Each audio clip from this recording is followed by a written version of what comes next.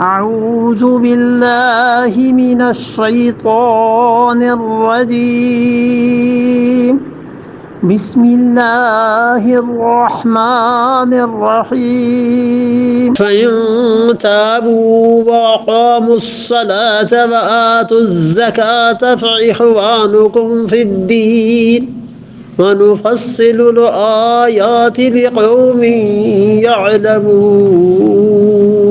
فَإِن تَابُوا، اور اگر یہ لوگ توبہ کر لیں یعنی شرک سے، وَأَقَامُوا الصَّلَاةَ، اور نماز پڑھیں، وَآتُوا الزَّكَاةَ، اور زکات دیں، فَإِخْوَانُكُمْ فِي الدِّينِ، تو یہ دین میں تمہارے بھائی ہیں. 5ویں آیت میں بھی اللہ نے یہی فرمایا کہ اگر شرک کو چھوڑ دیں، نماز پڑھیں، زکات دیں تو ان کو کچھ نہ کہنا، ان سے جزیہ نہیں لینا پھر، اور جزیہ ویسے بھی نہیں، ان کا تو قتل تھا نا، تو اللہ نے فرمایا خلو سبیلہم، ان کو رہنے دینا. اور یہاں بھی یہی فرما دیا ہے کہ دیکھو اگر یہ نماز پڑھتے ہیں، توبہ کرتے ہیں، نماز پڑھتے ہیں، زکات دیتے ہیں، فإخوانکم فی الدین، تو یہ دین میں تمہارے بھائی ہیں.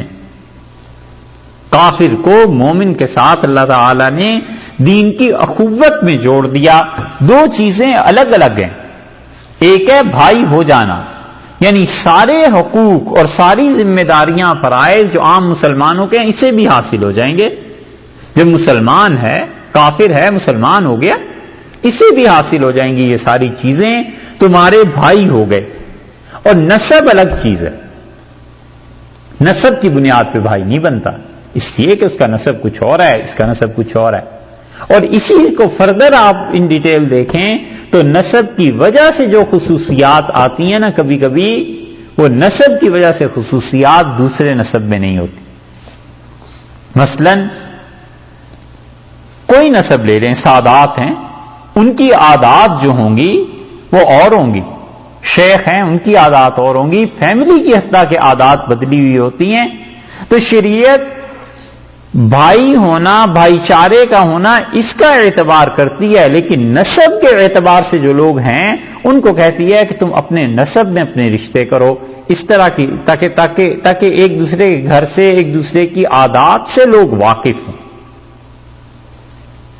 ابھی بات ہو رہی تھی نا اس کی کہ مبالغہ لوگ کرتے ہیں تو کہاں تک پہنچا دیتے ہیں. شریعت نے نسب کا اعتبار رشتوں میں رکھا ہے کیونکہ خاندانی عادات ملتی ہوتی ہیں. مثلا یہ پٹھان ہوتے ہیں، ان کی خاندانی عادات ملتی ہوتی ہیں. غصہ ہے، تیزی ہے مزاج کی، ان میں ذرا سے یہ زیادہ پائی جاتی. دونوں چیزیں، ایک تو وہ نسب والی بات اور ایک وہ جو کسی کی شان میں جو مبالغہ ہوتا ہے وہ. اور یہ ایک خاتون تھی، وہ حضرت تھانوی نور اللہ مرکزہ کے پاس آئیں اور رسول اللہ صلی اللہ علیہ وسلم کی بڑی تعریف کی. اس نے کہا ہمارے نبی پاک صلی اللہ علیہ وسلم ایسے تھے، سارے نبیوں کے بادشاہ تھے، اور اللہ نے انہیں معراج میں بلایا، یہ کیا یہ. لیکن مولوی صاحب یہ بتاؤ کہ ذرا ذات میں کیوں ایسے ہو گیا؟ حضرت تھانوی رحمۃ اللہ علیہ کیا مطلب؟ کہنے لگے مطلب یہ کہ ذرا پٹھان ہوتے تو بہت اچھے ہوتے، یہ پٹھان کیوں نہیں ہوئے؟ تو حضرت فرماتے اتنی سادہ کہ اسے پتہ ہی نہیں ہے کیا جملہ کہہ رہی ہے کیا نہیں.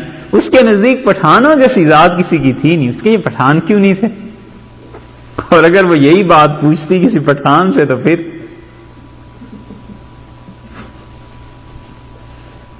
کسی پٹھان سے کسی نے پوچھا تھا کہ تم میں ساری چیزیں پائی جاتی ہیں، ایک نبی پٹھان نہیں ہوئے، یہ کہ تم سے ایک تھپڑ لگا. اس نے کہا یہ موسیٰ خان عیسیٰ خان کون تھا؟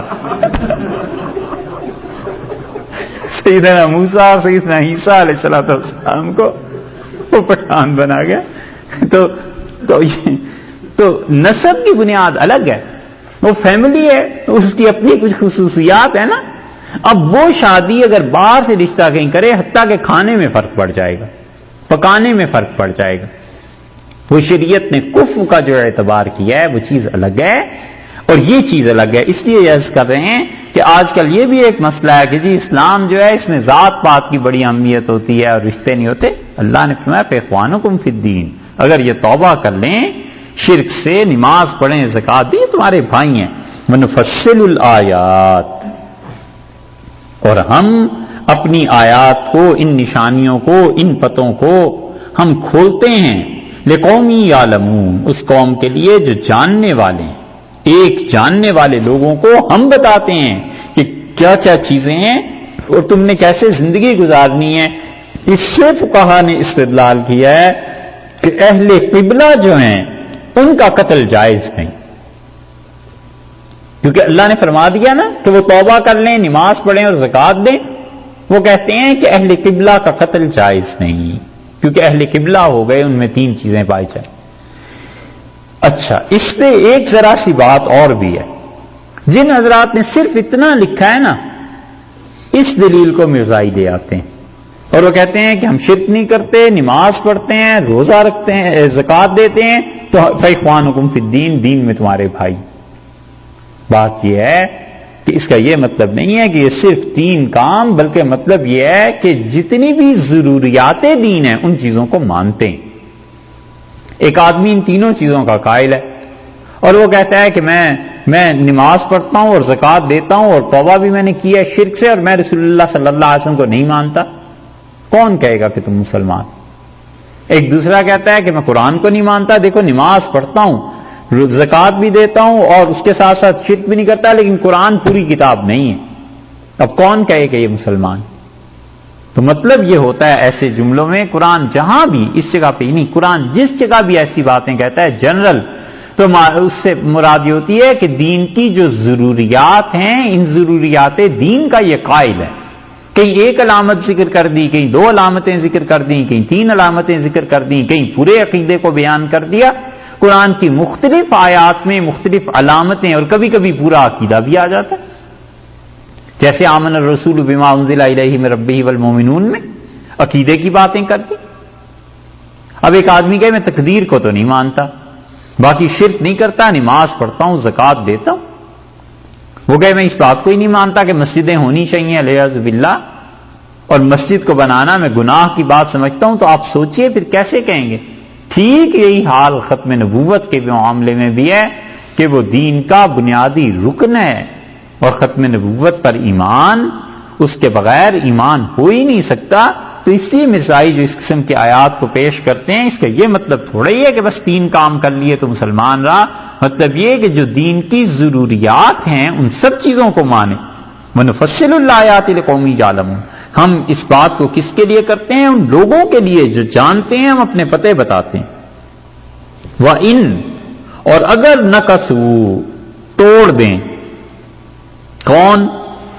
یا تو اس سے مراد یہ ہے کہ دیکھو تم مشرکین کا حکم سن چکے، قریش اور بنو بکر جن لوگوں نے کی تھی زیادتی، ان لوگوں کا تم نے حکم سن لیا کہ ان کو تو قتل کرنا ہے، 4 مہینے کی مہلت دے دو، نکل جائیں یہاں سے.